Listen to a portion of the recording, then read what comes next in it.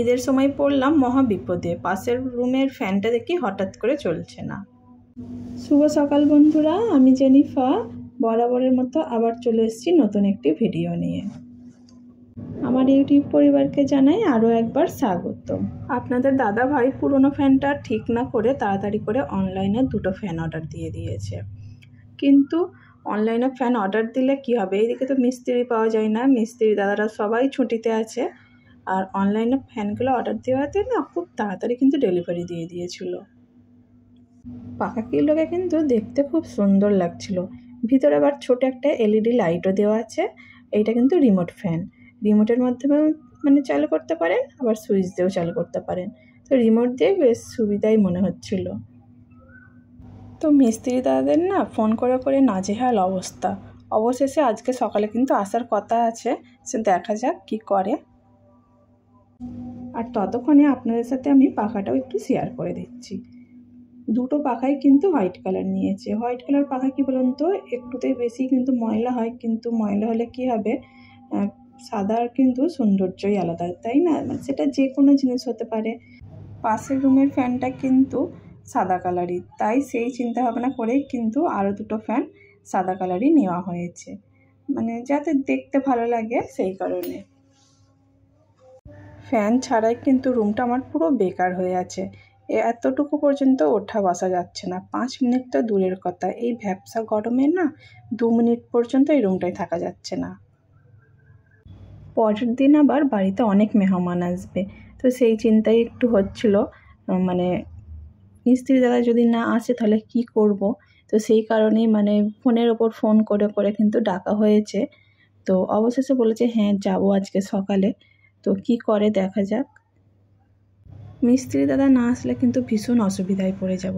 আর এই যে দেখুন, একটা ফ্যান নিলে কিন্তু হয়ে যেত, তারপরেও কিন্তু আপনাদের দাদা ভাই 2টো ফ্যান নিয়ে নিয়েছে। ওই যে আমার বারান্দাটায় ফ্যান লাগানো নেই, তো ওখানে যদি একটা ফ্যান লাগানো যায় না, তাহলে বারান্দাটায় ব্যবহার করা যায়, ওঠা বসা যে কোনো কাজ করা যায়। ফ্যানের অভাবে বারান্দাটায় কোনোই কাজ করা যায় না এই গরমকালে।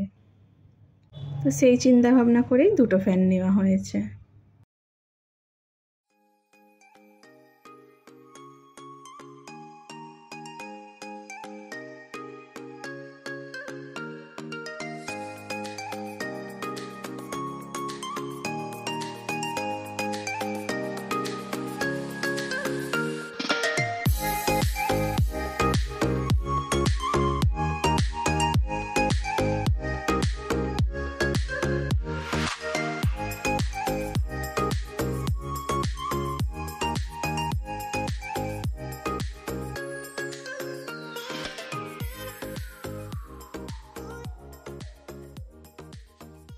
মিস্ত্রি দাদা কিন্তু তার কথা রেখেছে। সে বলেছিল আজকে সকালের দিকে সে আসবে, তবে 9টার সময় আসবে বলেছিল, সেই জায়গায় 10টায় এসেছে, তবে এসেছে।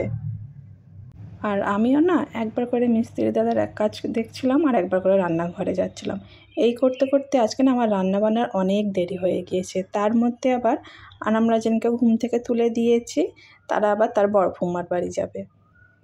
আর তারাও ঘুম থেকে উঠে না দেখুন মিস্ত্রি দাদার কাজ দেখতে বসে গিয়েছে। আর আমি ওদের দুজনকে বলছিলাম ঠিক আছে ভালো করে দেখে রাখো, পরের বারে কিন্তু মিস্ত্রি দাদাকে আর ডাকবো না, তোমাদেরকে দিয়েই ফ্যানগুলো লাগাবো, কোনো লাইট খারাপ হয়ে গেলে লাইট লাগিয়ে দেবো। তো ওরা আমার কথা শুনে হাসছিল। একটা ফ্যান কিন্তু লাগানো কমপ্লিট হয়ে গিয়েছে, আর এইদিকে আপনাদের দাদা ভাই ভালো করে চেক করে নিচ্ছিল, ফ্যান কমানো বাড়ানো সবগুলো দিয়ে ভালো করে চেক করে নিচ্ছিল। আর ওই যে দেখুন ভিতরে একটা ছোট্ট একটি লাইট জ্বলছে, ওটা চাইলেই আপনি জ্বালাতে পারবেন, আবার চাইলেই অফ করে দিতে পারবেন। আর এরই মাঝে কিন্তু আমি আনাম আর রাজিনকে তাড়া দিচ্ছিলাম যে তোমাদের আজকে আর ফুম্মার বাড়ি যেতে হবে না, তোমরা বসে বসে ওই ফ্যান লাগানোই দেখো। তারপর কিন্তু ওরা তাড়াতাড়ি করে গোসল করে রেডি হয়ে গিয়েছে, এই যে দেখুন, তারপর ওরা বেরিয়েও পড়েছে। এখন কিন্তু অনেকটাই বেলা হয়ে গিয়েছে, প্রায় 12:30টার মতো বাজে। ওরা এখন যাচ্ছে আর আসবে সেই সন্ধেবেলায়। ওরা কিন্তু চলে এসছে, এসে আবার কিন্তু ঘুরতে বেরিয়ে পড়েছে। আমাদের পুচকেটাও কিন্তু আছে, ও কিন্তু সামনে আগে থেকেই উঠে পড়েছে। আর এখন কটা বাজে জানেন? ওদেরকে বলছি এখন কি ঘুরতে যাওয়ার সময়, রাত 10টার সময়। ওরা বলছে এখন ঈদের টাইমে কোনো টাইম টেবিল দেখে না, যখন ইচ্ছা খুশি ঘুরতে যেতে পারো। আমি বললাম তাই নাকি? এই যে দেখুন ওরা কিন্তু ঘুরতে গিয়ে লাইটিংয়ের ভিডিও করে নিয়ে এসছে। কি দারুণ লাইটিংগুলো হয়েছে না,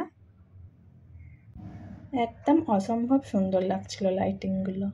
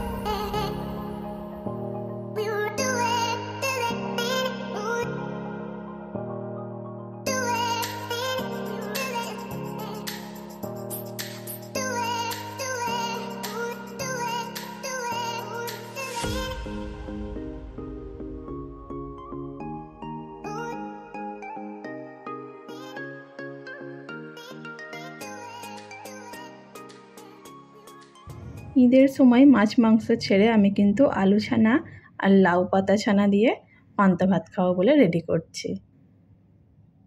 আসলে কি বলুন তো, এত গরম পড়েছে না, আমার না গরম ভাত খেতে একদমই ভালো লাগছিল না, আর তরকারি দিয়ে বিশেষ করে। তো আমি ভাবলাম আজকে পান্তা ভাতই খাবো। তো আমার দেখা দেখি দেখুন আনাম রাজিন ওরাও বলে আমরাও কিন্তু পান্তা ভাত খাবো। তো ওদেরকেও দিয়ে দিয়েছি। ওরা তো আর ওই লাউ পাতা ভর্তা খাবে না, তো ওরা বলছে শুধু আমরা আলু ভর্তা দিয়ে খাবো। তো পরে কিন্তু একটু জোরাজোরি করতে ওরা কিন্তু 1 পিস করে চিকেন নিয়েছিল। আর আনাম দেখুন বলছে খুব মজা লাগছে, খুব ভালো লাগছে। আজকে কিন্তু আমরা গরম ভাতে পানি ঢেলে সবাই পান্তা খেয়েছি। রাতে ভাত খাওয়ার পর না বসে বসে বোর হচ্ছিলাম, ভাবলাম আপনাদের সাথে একটু আমার হোম ট্যুরটাও হালকা করে শেয়ার করি। ওদিকে তো আপনাদের দাদা ভাই কিন্তু ভাত টাত খেয়ে সে আবার বেরিয়ে পড়েছে তার বন্ধুদের সাথে আড্ডা দিতে। আর এদিকে আনাম রাজিনেরও কিন্তু এখনও চোখে ঘুম নেই, এখন প্রায় বাজে 12:30টার মতো। তো ওরা না ঘুমালে আমি কীভাবে ঘুমাই বলুন। আমিও ওর সাথে ওদের সাথে সাথে আমিও জেগে রয়েছিলাম, ওদের সাথে গল্প করছিলাম। তো ভাবলাম একটু ঈদের সময় আমার ঘরটাকে কিভাবে সাজিয়েছি আপনাদের সাথে শেয়ার করি। যদিও বাইরে থেকে ভিডিও করা না, বাইরে থেকে ভিডিও করলে হয়তো ভালো করে বুঝতে পারতেন আর দেখতেও ভালো লাগতো, কিন্তু বাইরে এখন কে যাবে বলুন এত রাত্রিরে। তাই ঘরের ভিতর থেকে যতটা সম্ভব হয়েছে ভিডিও নিয়েছি। আর এই যে দেখুন এখানে এই যে অপূর্ব দৃশ্য, এটা আমার সবথেকে বেশি ভালো লাগছিল, কারণ জানালার ভিতর থেকে বাইরের লাইটিংগুলো এত সুন্দর দেখা যাচ্ছিল না যে কি বলবো। তার উপরে আবার লাইটিংয়ের ছায়াগুলো ওই যে পুকুরের মধ্যে পড়ছে, তো ওইটা না আরও বেশি সৌন্দর্য ফুটে উঠেছে। তো আজকের ভিডিওটা এতটাই বন্ধুরা, সবাই ভালো থাকবেন, সুস্থ থাকবেন, আবার দেখা হবে পরবর্তী ভিডিওতে। আমার ভিডিওটা কেমন লাগলো অবশ্যই কিন্তু কমেন্টে জানাবেন বন্ধুরা। আর আমার সকল বন্ধুদের জন্য রইল আমার তরফ থেকে অনেক অনেক ভালোবাসা এবং দোয়া। আর আমার জন্য কিন্তু দোয়া করতে ভুলবেন না বন্ধুরা। ভিডিওটা ভালো লাগলে অবশ্যই একটা লাইক দিয়ে শেয়ার করে দেবেন কিন্তু। আর হ্যাঁ, একটা কমেন্ট করতে কিন্তু ভুলবেন না। আপনাদের ছোট্ট একটি কমেন্ট আমাকে আগামী দিনে আরও একটি ভিডিও বানাতে অনেক অনেক উৎসাহিত করে।